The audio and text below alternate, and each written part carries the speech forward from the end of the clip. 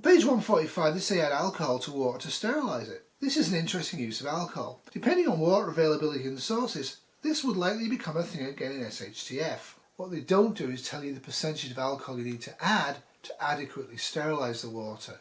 Well, I'm prepared just in case.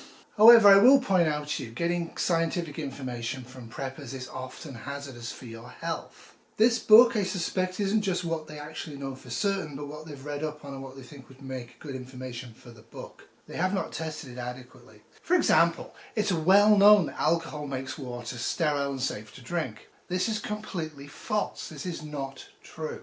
The percentage of alcohol that you need to make water sterile, kill the viruses and bacteria, it's 60 to 90%. So it's not going to sterilise and make water safe.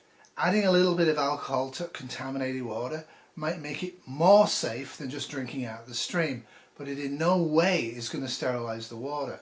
You're better off keeping the scotch to drink. However, if you have a little bit of bleach, that's a good idea. A little bit of bleach will actually sterilise water if you leave it for about 4 hours. And bleach, as we all know, expires after a year or two, becomes useless. So you need to know how to make bleach in an ongoing disaster. Again, people focus on the excitement of the disaster, but they don't really look at living for years with the disaster. I do think alcohol has a place in SHTF survival, mostly to get me drunk if I have to take your leg off with a chainsaw. Even more potentially harmful is on page 150 they claim that modern water filters remove radiation. A very few can, and they cost a lot of money. Bearing in mind, radiation is waveforms generated from the decay of an atomic atom.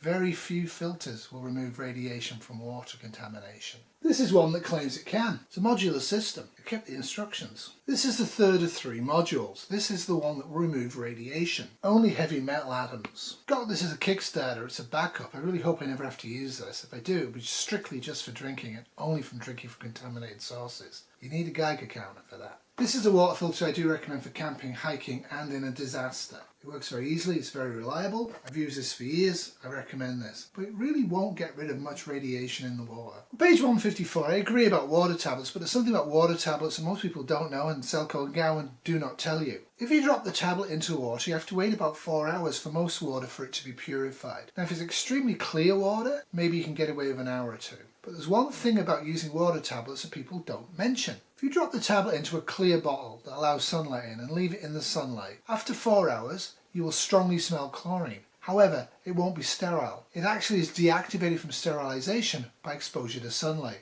So if you're going to use water tablets, make sure the bottle's completely occlusive to light or in your pack. Doodles! This has been a Wolfie Terrier production and a Gracie Cat production 2025.